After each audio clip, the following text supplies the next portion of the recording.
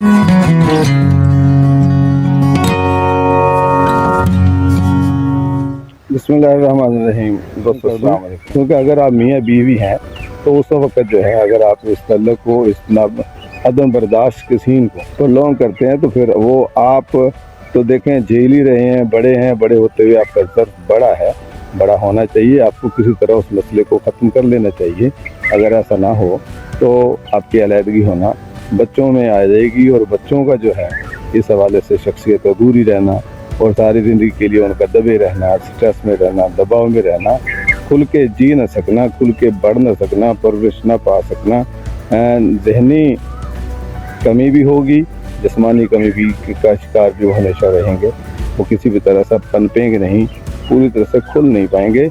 तो उनके खुलने के, उनके बंद हो जाने के, उनके घुटन के या उनके घुट जाने के जो जिम्मेदार होंगे आप दोनों मियाँ बीवी होंगे, जो एक छोटे से तल्लुक को जहाँ अपने को बचा ना सकें या अपने खुदगर्जी या उस सीन को सामने रखते हुए कि मुझे ये बात ही नहीं है, मुझे बिल्कुल भी अच्छी नहीं, कहीं हो जाता है, बहुत सारी चीज़ें हो जाती हैं। ताल्लुक को किसी न किसी तरह बचा लें। मियाँ बीवी हैं तो उनको बचा लेना चाहिए। फिर बर्दाश्त करना जो है ज़िंदगी का मकसद, औरों के काम आना है, ज़िंदगी का मकसद तकलीफ़ों में जीना रहना, ये सारी चीज़ें बंदों के साथ हैं। इंसान है तो बड़े दिमाग के साथ बड़ी बड़ी बातें झील जाता है, बड़ी बड़ी चीज़ें बर्दाश्त करता है।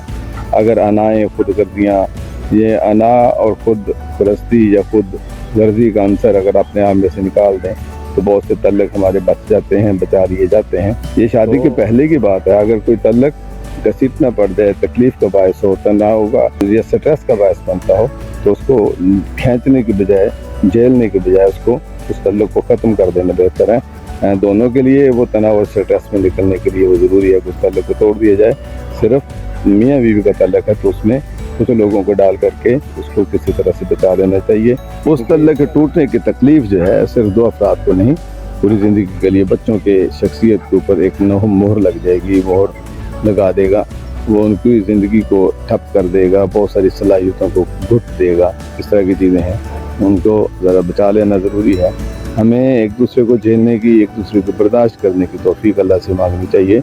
बहुत सारे मामलात अफ़ाम व तफ़हीम से बचे रह जाते हैं, बच जाते हैं। बहरहाल साइकी का उसूल तो यही है कि जो ताल्लुक तनाव को ख़त्म ना करता हो, तनाव को, स्ट्रेस को बढ़ाता हो, उस ताल्लुक को खींचना जो है वो नहीं ठीक हो। उसको जो है उस ताल्लुक को, तनाव को ख़त्म कर देना ही बेहतर है। अल्लाह मेरा आपका हामी नासिर। वस्सलाम।